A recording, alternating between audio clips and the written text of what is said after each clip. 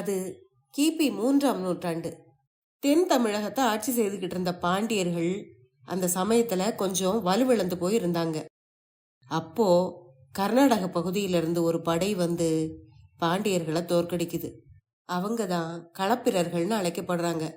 அந்த களப்பிரர்களை பற்றி நமக்கு அதிக தகவல்கள் எதுவும் கிடைக்காததால அவர்களுடைய காலத்தை தமிழகத்தோட இருண்ட காலம் அப்படின்னு சொல்றாங்க. ஒரு சில கல்வெட்டுகள் மூலமாகவும் இலக்கியங்கள் மூலமாகவும் தெரிஞ்ச செய்திகளை வச்சு பார்க்கும்போது களப்பிரர்கள் பௌத்த சமயத்தையும் சமண சமயத்தையும் பின்பற்றியிருக்காங்கன்னு தெரியுது. கிபி 3ஆம் நூற்றாண்டுல இருந்து 6ஆம் நூற்றாண்டு வரைக்கும் களப்பிரர்கள் தமிழக பகுதிகளை ஆட்சி செய்திருக்காங்க.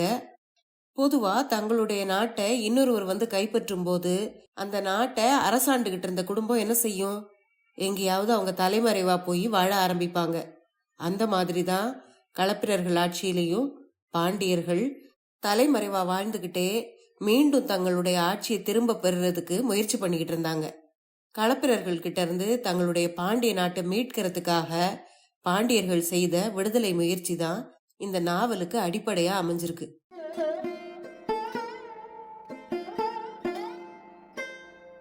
அனைவருக்கும் வணக்கம்.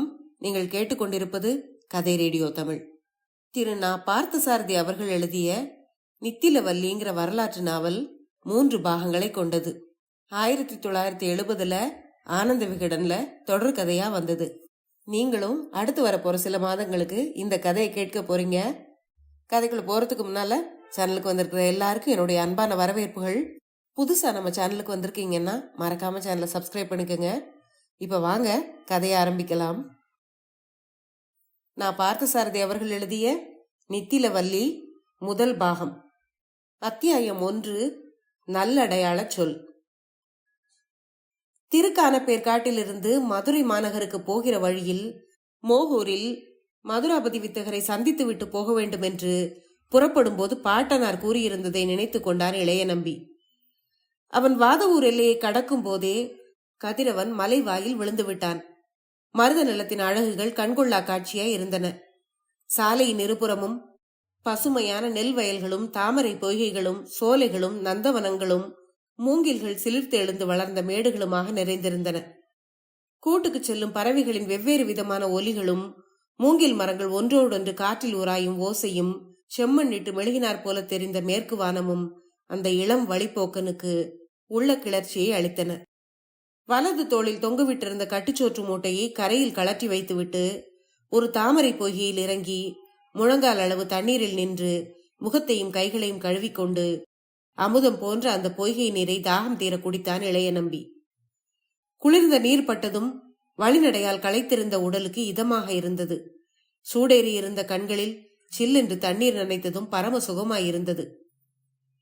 இருட்டுவதற்குள் மோகூரை அடைந்து விட வேண்டும் என்பது அவனுடைய திட்டம்.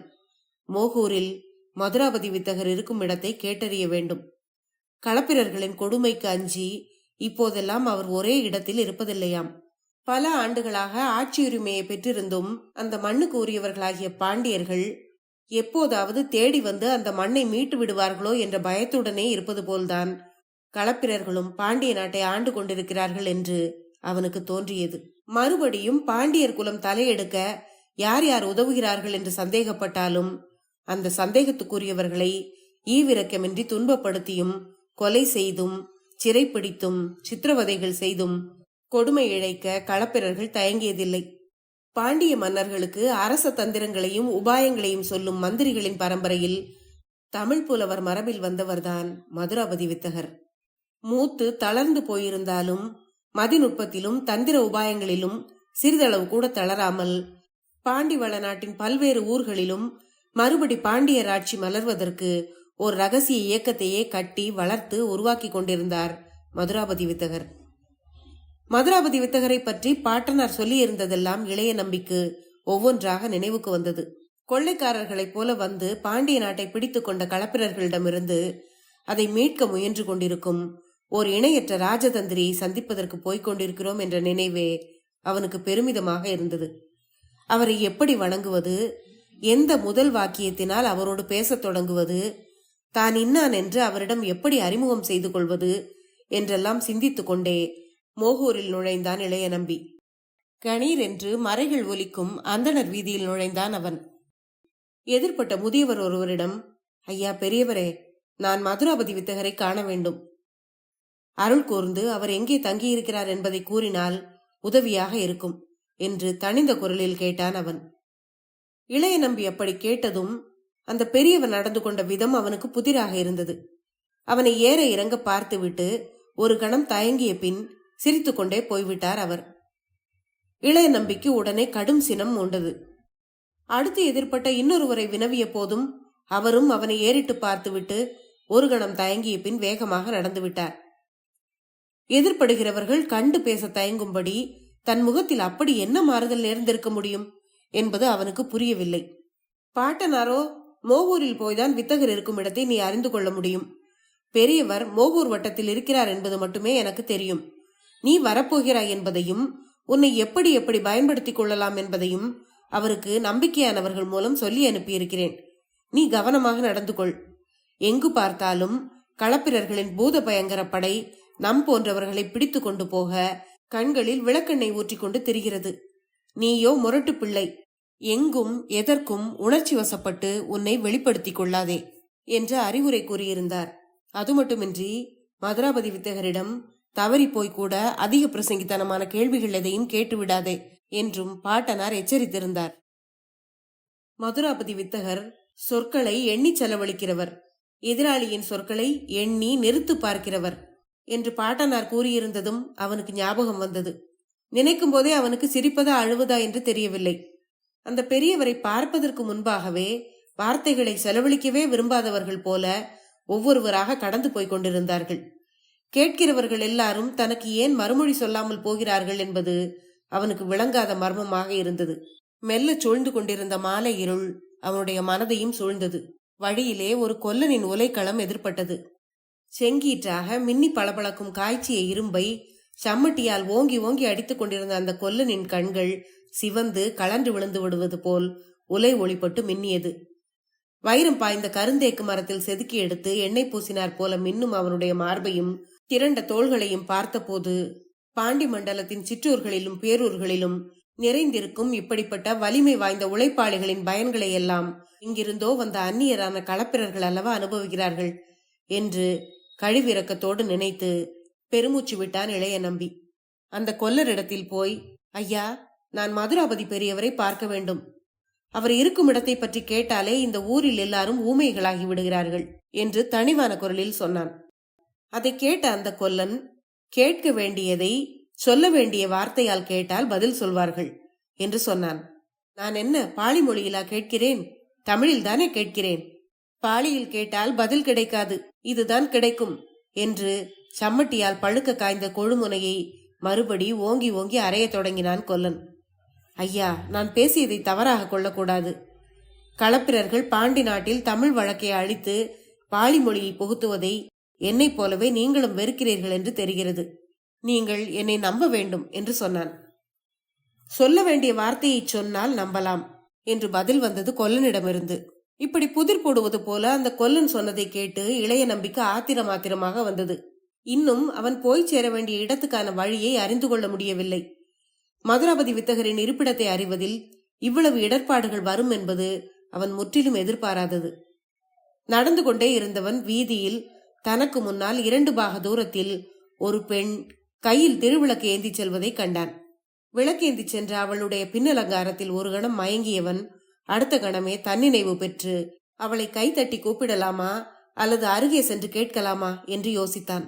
இருள் மயங்கும் வேளையில் தெருவில் தனியே செல்லும் இளம் பெண்ணை தன்னை போல் ஊருக்கு புதிய இளைஞர் ஒருவன் கைதட்டி கூப்பிடுவது நாகரிகமில்லை என்று தோன்றியது அவனுக்கு. வேகமாக அவளுக்கு பின்னே நடக்க ஆரம்பித்தான். மிக அருகே யாரோ ஒரு ஆண் பிள்ளை விரைவாக நடந்து வரவே அந்த பெண் திரும்பி பார்த்தாள். தான் நினைத்து கற்பனை செய்திருந்ததை விட அவள் பேரழகியாக இருந்ததைக் கண்டு வியந்து போய் நின்றான் இளைய நம்பி. வியப்பினால் வாயில் வார்த்தைகள் எதுவும் வராமல் போகவே ஒரு கணம் அவளுடைய முகத்தை பார்த்தபடியே நின்றான் அவன். பின்னர் மெதுவாக அவளை பார்த்து கேட்டான், பெண்ணே, எனக்கு ஒரு உதவி செய்ய வேண்டும். மதுராபதி வித்தகரின் இருப்பிடம் தெரிய வேண்டும் என்று அலைந்து கொண்டிருக்கிறேன். இந்த ஊரில் யாரும் அதை சொல்ல மாட்டேன் என்கிறார்கள் என்று கேட்டான். அவனுக்கு மறுமொழி சொல்லாமல் புன்முறுவல் பூத்தாள் அந்த பெண். அவளுடைய தோற்றமும் அழகும் இளைய நம்பிக்கு பிடித்திருந்தாலும் தன்னுடைய கேள்விக்கு அவள் இன்னும் மறுமொழி கூறவில்லை என்பது வருத்தத்தை அளித்தது. சற்றே சினமும் மூண்டது. அழகிய பெண்களும் ஊமைகளாக இருப்பது மோகூரில் வழக்கம் போலிருக்கிறது என்று சொன்னான். முன்பின் தெரியாத அந்நிய ஆடவர்களுக்கு வழிகாட்டுவதற்காகத்தான் மோகூரில் அழகிய பெண்கள் பிறந்திருக்கிறார்கள் என்று உங்களுக்கு யாராவது சொல்லி இருந்தார்களா என்ன என்று கேட்டாள் அவள். அப்படி இல்லை, கையில் விளக்குள்ளவர்கள் வழிகாட்டாவிட்டால் வேறு யார்தான் வழிகாட்டப் போகிறார்கள் என்று கேட்டான் இளைய நம்பி. அவன் சொன்னதை கேட்டு அவள் சிரித்தாள். பின்னர் மௌனமானாள். அவன் சினத்தோடு தொடங்கினான். உரையாடல் என்பது எதிரே நிற்பவரும் கலந்து கொள்ள வேண்டியது. சொல்லுக்கு ஒரு நாகரிகம் உண்டு. நாகரிகம் உள்ள எல்லாருக்கும் அது தெரிந்திருக்க வேண்டும் என்று கோபத்துடன் சொன்னான். ஐயா, நீர் பெரிய வம்புக்காரராக இருக்கிறீர். பேசினால் கேட்கக்கூடாததை கேட்டு மௌனமாக்குகிறீர். மௌனமாயிருந்தால் பேச சொல்லி வற்புறுத்துகிறீர். இனிமேல் நாகரிகத்துக்கு உண்மை கொண்டுதான் புது இலக்கணமே எழுதுவிக்க வேண்டும் போலிருக்கிறது என்று சற்றே கோபத்துடன் அவள் சொன்னது போல் தோன்றியது இளைய நம்பிக்கு. இவளோடு நயமாக பேச்சை வளர்த்து உண்மையை அறிந்து கொள்ள வேண்டும் என்று கருதி மேலும் அவளோடு உரையாடத் தொடங்கினான் இளைய நம்பி. அவன் வினவியவர்களில் ஒருவர் கூட மதுராபதி வித்தகர் இருக்கும் இடம் எனக்கு தெரியாது என்று மறுமொழி கூறவில்லை. தெரிந்து கொண்டிருந்தும் தன்னிடம் அவர்கள் ஏன் மறைக்கிறார்கள் என்றுதான் அவனுக்கு விளங்கவில்லை. இந்த பெண்ணும் கேட்கக்கூடாததை கேட்டு மௌனமாக்குகிறீர் என்று கூறுவதிலிருந்து இவளுக்கும் அந்த இடம் தெரியும் என்பதை அவனால் உணர முடிந்தது. சிறிது நேரம் அவளுடன் பேசிய பிறகு அவள் ஊர்கோடியில் உள்ள கொற்றவை கோயிலுக்கு நெய்விளக்கு ஏற்ற செல்கிறாள் என்பதை அறிய முடிந்தது. அவனுக்கு எது வேண்டுமோ அதை தவிர மற்றவற்றையெல்லாம் பேசினாள் அந்த பெண்.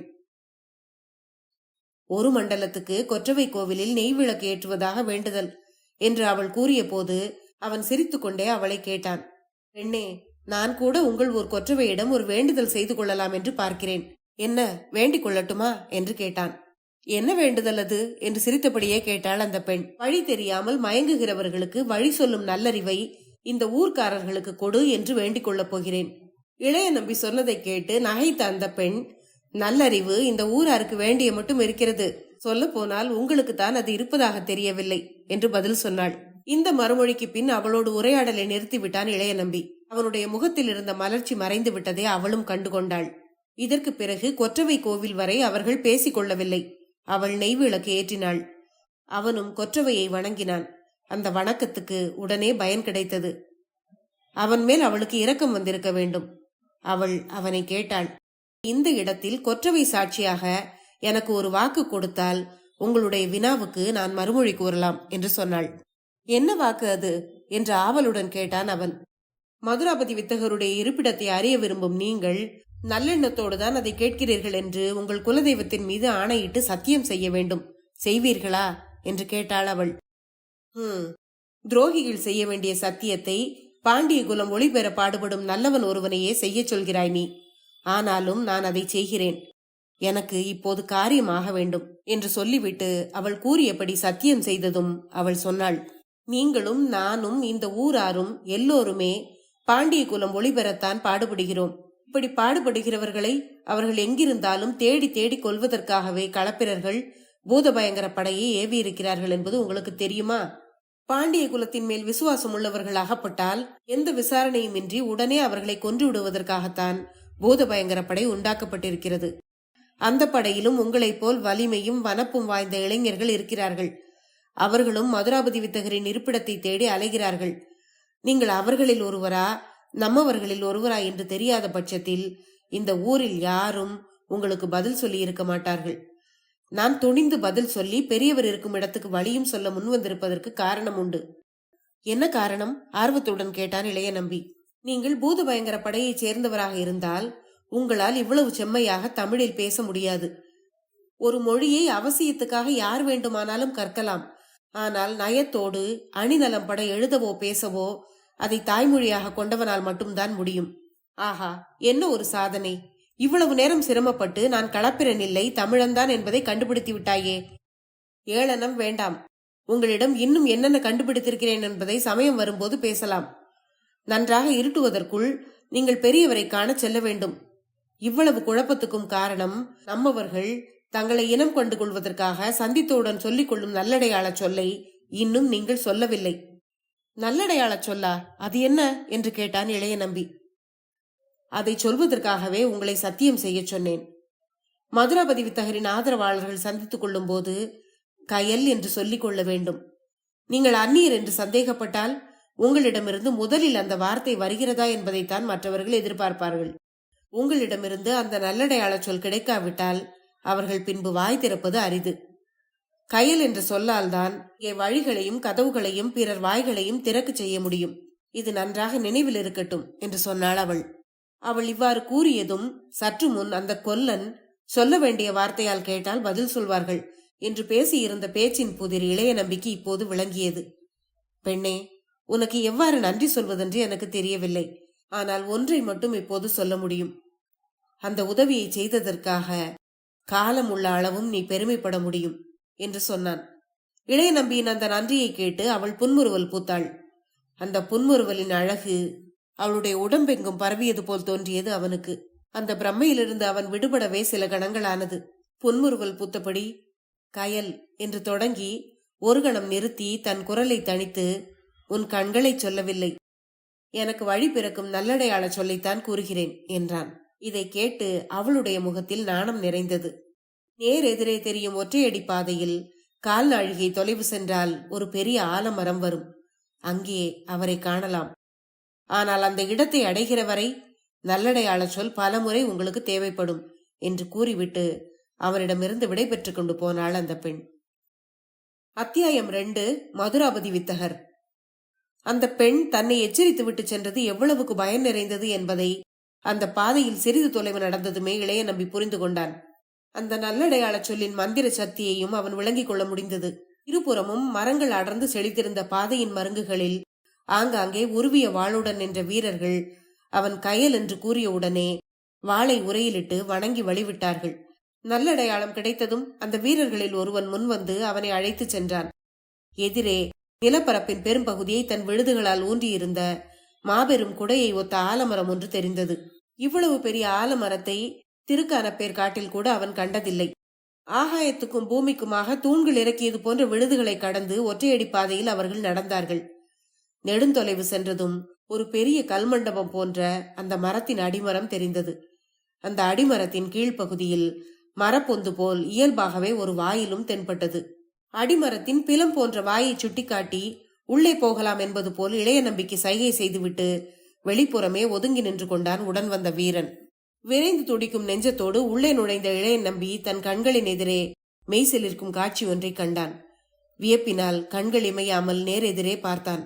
ஒரு காலை சாய்த்து மடக்கி மறுகாலை கீழே தொங்கவிட்டபடி தென்திசை கடவுள் ஆலமரத்தடியில் யோகியாக அமர்ந்து தென்படுவது போல் தென்பட்டார் மதுராபதி வித்தகர். வெண்மையின் ஒளியும் கருமையின் கூர்மையும் தனித்தனியாக தெளிவாக தெரியும் 2 அற்புதமான கண்கள் அந்த பரந்த முகமண்டலத்திலிருந்து அவனை நோக்கி விழித்தன. வெண்சாமரம் போன்று நன்றாக நரைத்துவிட்ட சடைமுடி கற்றைகள் அவிழ்ந்து தோள்களிலும் பிடரியிலும் சரிந்திருந்தன.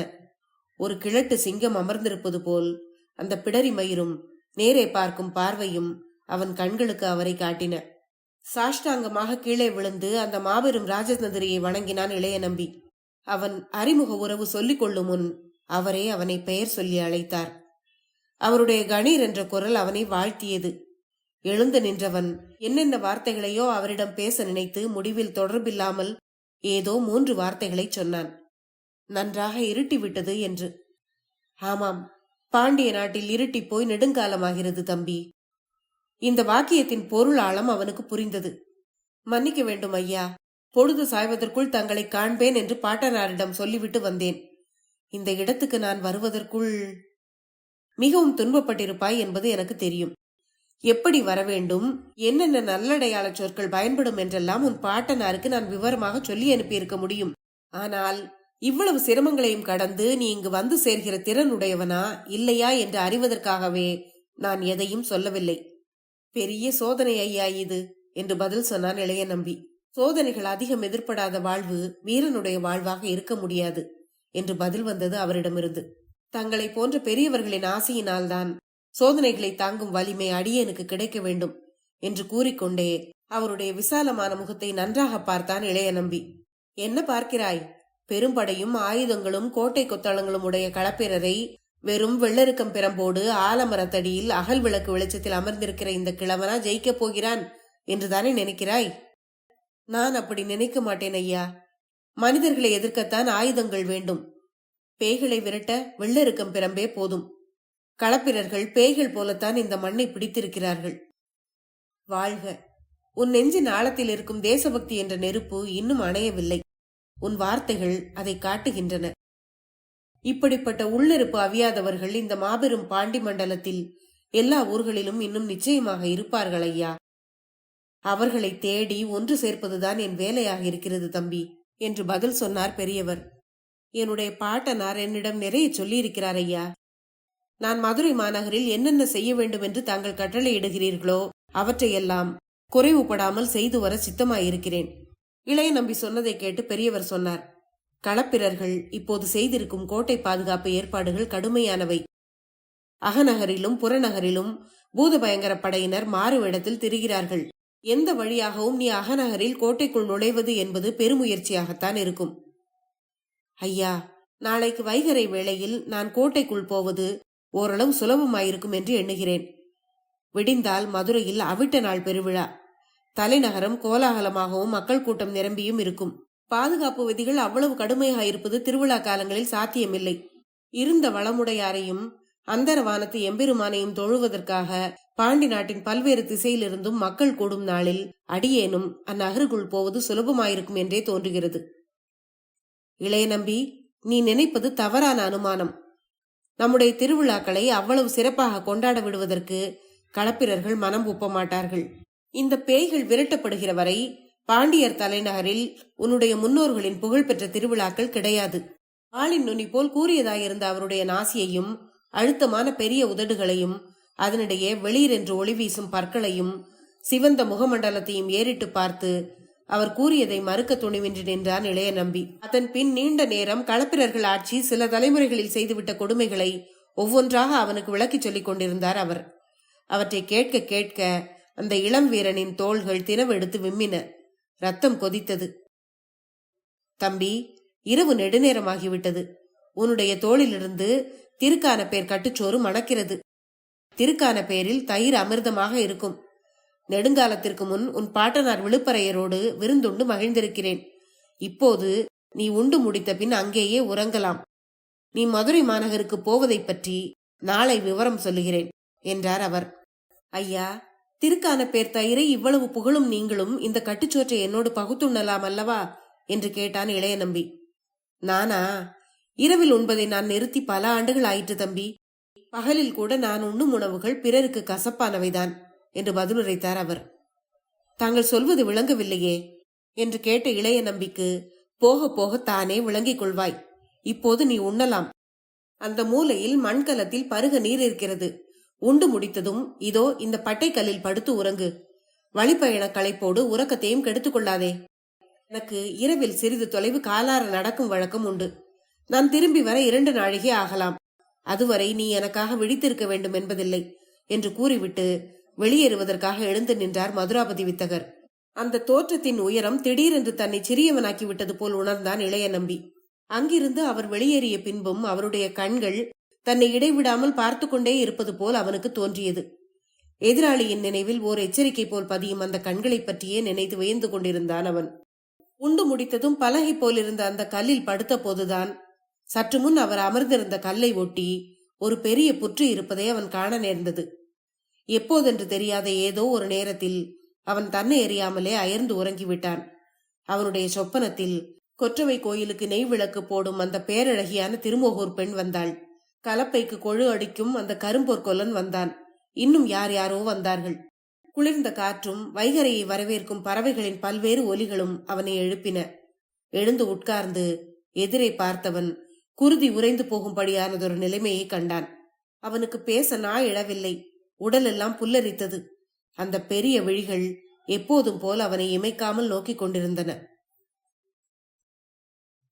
அத்தியாயம் 3. காராளர் வீட்டு விருந்து.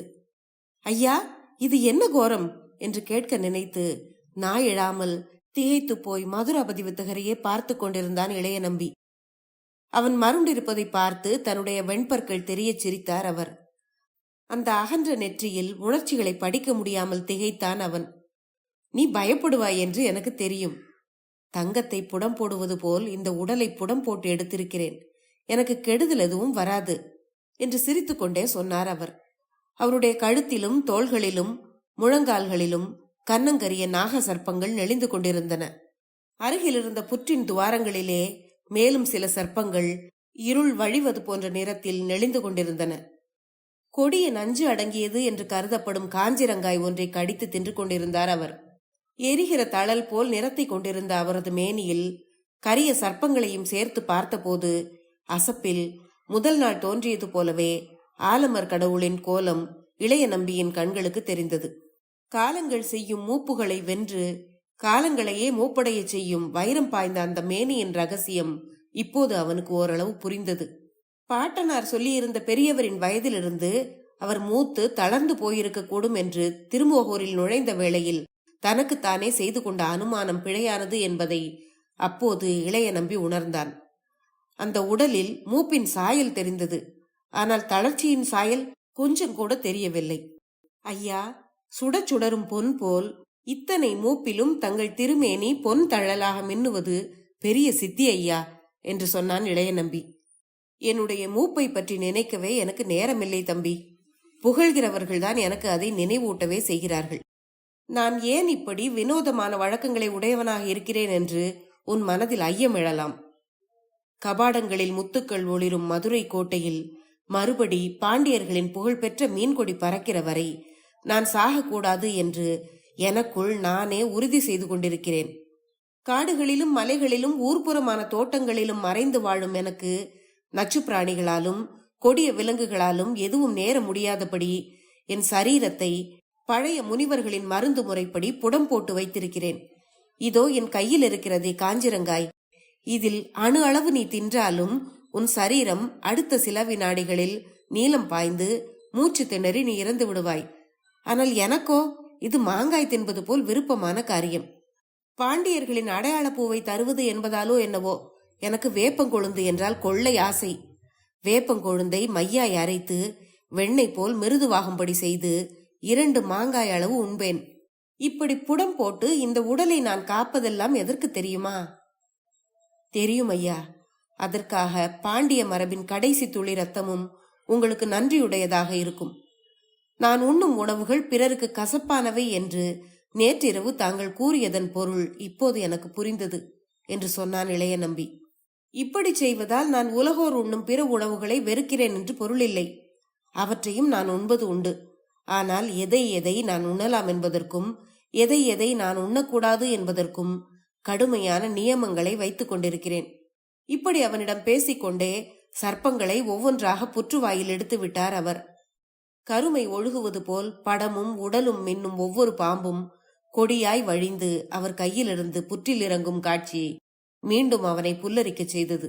இளைய நம்பி, நீ போய் தாமரை பொய்கையில் நீராடி வரலாம். இங்குள்ள மிகப்பெரிய தாமரை பொய்கை நேர் மேற்கே மூங்கில் தோப்புகளின் நடுவே இருக்கிறது. உன்னுடைய உணவு வசதிகளை பற்றி நீ எதுவும் கவலைப்பட தேவையில்லை. திருமோகூர் பெரிய காராளர் வீட்டில் நெய்யும் மிளகும் கமகமவென்று மணக்க உனக்கு இன்று விருந்து கிடைக்கப் போகிறது. இன்னும் சிறிது நேரத்தில் பெரிய காராளர் உன்னை அழைத்து போக இங்கு வருவார். இந்த ஊர் பெரிய காராளர் வீட்டு வெண்பொங்கலும் மோர்குழம்பும் நெய் அதிரசங்களும் இணையிலா சுவையுடையனவாக இருக்கும். நீ கொடுத்து வைத்தவன் என்று சொன்னார் பெரியவர். ஐயா, தலைநகருக்கு அடியேன் எப்போது புறப்பட வேண்டியிருக்கும் என்று கேட்டான் இளைய நம்பி. நீ போய் நீராடி விட்டு வா. உன்னுடைய பயணமும் பெரிய காராளர் இங்கு வந்த பிறகுதான் முடிவாகும் என்று பதில் சொன்னார் அவர். அவன் மரப்புந்திலிருந்து வெளியேறி 2 பாக தூரம் கூட நடந்திருக்க மாட்டான். பின்புறம் இருந்து அவருடைய குரல் கேட்டது. தம்பி, இதையும் கேட்டுவிட்டு போ என்று மீண்டும் கூப்பிடவே அவன் விரைந்து திரும்பி அவரை நோக்கி நடந்தான். உன்னிடம் ஒரு எச்சரிக்கை. உன்னுடைய வலது தோளின் மேற்புறம் சங்கு போல் ஒரு தழும்பு இருக்கிறதில்லையா? அந்த சங்கு தழும்பை இன்றோ இனி எதிர்காலத்திலோ நீ நீராடும் போதோ மேலங்கியை களைந்து ஓய்வு கொள்ளும் போதோ அந்நியர் எவரேனும் வெறித்து பார்த்தால் எச்சரிக்கையாயிரு. அது உன் வாழ்வுக்கு அபாயத்தை தேடி வரலாம் என்று சொன்னார் அவர். ஐயா, அது தங்களுக்கு எப்படி தெரியும்? இந்த பிள்ளையின் எதிர்கால நன்மைக்காக என்று சிறு வயதில் யாரோ ஒரு பெரியவர் அந்த அடையாளத்தை நெருப்பில் காய்ச்சி இட்டதாக என் பாட்டனார் என்னிடம் சொல்லியிருக்கிறார். நீங்களோ இப்போது அதனால்தான் எனக்கு அபாயங்களே வரும் என்கிறீர்கள். அது ஏனென்று புரியவில்லையே என்று கேட்டான் இளைய நம்பி. உனக்கும் இன்னும் வேறு 4 குழந்தைகளுக்கும் தாமிரத்தில் சிறிய அழகிய வலம்புரி சங்கு போல வார்த்து அதை நெருப்பில் காய்ச்சி அந்த முத்திரையை இட்டதே நான் தான். 5 குழந்தைகளுக்கு அந்த முத்திரையை நான் இட்டேன். அவர்கள் 5 இன்று உயிரோடு இருந்தால் உன்னை போல் சுந்தர வாலிபர்களாய் இருந்திருப்பார்கள். 2 பேரை களப்பிரர்கள் சந்தேகப்பட்டு கொன்று விட்டார்கள். இன்னும் 3 பேர் மீதி இருக்கிறீர்கள். நான் இட்ட மங்கள முத்திரையின் நற்பலனை இவர்கள் 3 அடைய வேண்டும் என்பதே என்னுடைய விருப்பம் என்று சொன்னார் அவர். ஐயா, மற்ற 2 எங்கிருக்கிறார்கள் தெரியுமா என்று கேட்டான் இளைய நம்பி. அதை இப்போது நீ தெரிந்து கொள்ள வேண்டிய அவசியமில்லை தம்பி. நீங்கள் 3 சந்தித்துக் கொள்ள ஒரு சமயம் வரும், அப்போது பார்க்கலாம் என்று பதில் சொன்னார் அவர். இந்த விஷயம் இளைய நம்பிக்கு பெரும் புதிராக இருந்தும் இதை பற்றி அவரிடம் மென்மேலும் வினாவிக் கொண்டிருப்பது நன்றாக இருக்காது என்று எண்ணி அவருடைய எச்சரிக்கையை மட்டும் அப்படியே ஏற்றுக்கொண்டு நீராடி வருவதற்காக நடந்தான் இளைய நம்பி. பொய்கை கரையில் நீராடுவதற்காக மேலங்கியை கழற்றிய போது வலது தோளின் செழிப்பான சிவந்த மேற்புறத்தில் மைக்கோடுகளாய் விளங்கிய சங்கு முத்திரையை அவன் தானே ஒரு புதுமையை பார்ப்பது போல் என்று பார்த்து கொண்டான். அவன் மறந்திருந்த ஒன்றை அதிகம் ஞாபகத்துக்குரியதாக செய்துவிட்டார் மதுராபதி வித்தகர். சிறுவயதில் யாரோ ஒரு பெரியவர் செய்த மங்கள நல்லாசி என்று அவன் மறந்திருந்த ஒன்றை இன்று நிகழ்கால அபாயத்துக்குரியதாகவும் எதிர்கால நன்மைக்குரியதாகவும் பாதுகாக்க வேண்டியதாய் புரிந்து கொள்ள நேர்ந்துவிட்டது. இந்த முத்திரையை உடைய 5 2 ஏன் களப்பிரர்கள் சந்தேகப்பட்டு கொன்றார்கள்?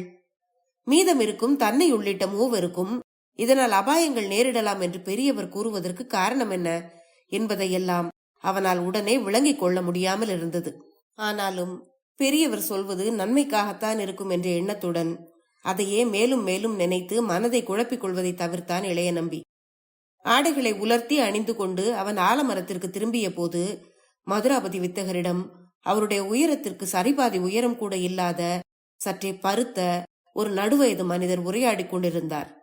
அவர்தான் திருமோகூர் பெரிய காராளராய் இருக்க வேண்டும் என்று அவன் புரிந்து கொண்டான். அவன் உள்ளே நுழைந்ததும் அந்த புதிய மனிதர் அவனை நோக்கி முகம் மலர்ந்து கைகூப்பி வணங்கினார். உயர்ந்த குடிப்பிறப்பின் கம்பீரம் அந்த முகத்தில் தெரிந்தது. கண்களில் கருணைமயமான சாயலை காண முடிந்தது. இளைய நம்பியும் அவரை பதிலுக்கு வணங்கினான். தம்பி, இவரை நீ தெரிந்து கொள்ள வேண்டும். என்னை நிழல் போல் நீங்காமல் பாதுகாத்து வரும் முனையெதிர் மோகற்படை இளைஞர்களுக்கும் தென்னவன் ஆபத்துதவிகளுக்கும் வயிறு வாடாமல் சோரளித்து காக்கும் திருமோகூர் பெரிய காராளர் இவர்தான். இவருடைய கழனிகளில் விளையும் நெல்லெல்லாம் இந்த பகுதியிலும் சுற்றுப்புறங்களிலும் மறைந்திருக்கும் நம்மவர்களுக்கு பயன்படுகின்றன. மறுபடியும் பாண்டியராட்சி மலர வேண்டும் என்ற அக்கறை காட்டும் நல்லவர்களில் இவர் முதன்மையானவர். அரசியல் காரணங்களுக்காகவும் தான் செய்து வரும் உதவிகள் களப்பிரர்களால் தடுக்கப்பட்டு விடக்கூடாதே என்பதற்காகவும் அந்தரங்கமாகவும் தந்திரமாகவும் இவர் அதை செய்து வருகிறார். இன்று நண்பகலில் நீ தலைநகரை அடைவதற்கு இவர் ஏற்பாடுகளை செய்திருக்கிறார். ஒரு மண்டலம் நீ அகநகரிலும் சுற்றுப்புறங்களிலும் அலைந்து நிலைமைகள் எவ்வாறு இருக்கின்றன என்று அறிந்து வர வேண்டும். நீ போகிற இடங்களிலெல்லாம் நம்மவர்கள் நிறைய பேர் இருக்கிறார்கள்.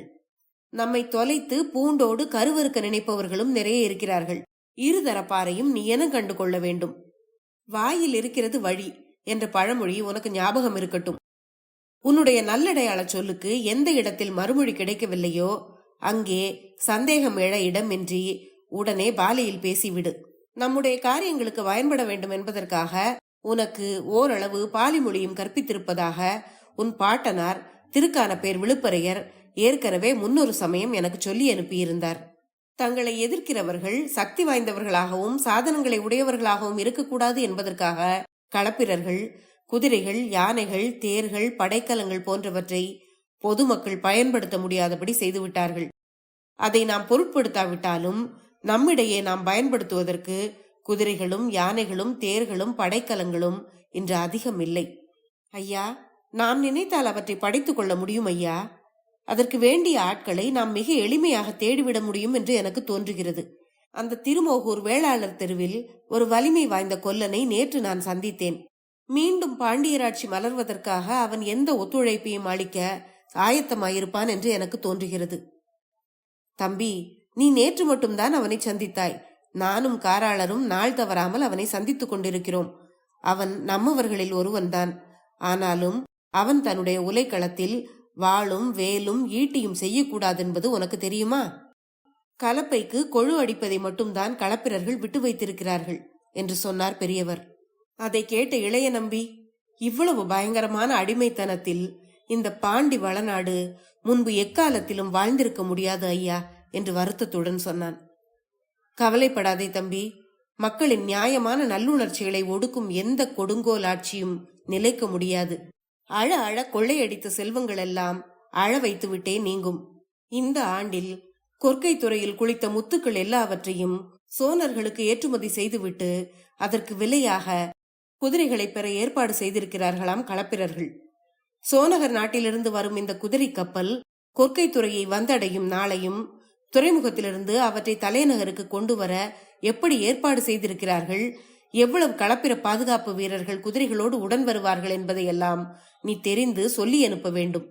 இவற்றை உன்னிடமிருந்து தெரிந்து எனக்கு வந்து சொல்லவும், எனக்கு தெரிந்தனவற்றை உனக்கு வந்து சொல்லவும் உரியவர்கள் மதுரை மாநகரில் அவ்வப்போது உன்னை சந்தித்துக் கொண்டே இருப்பார்கள்.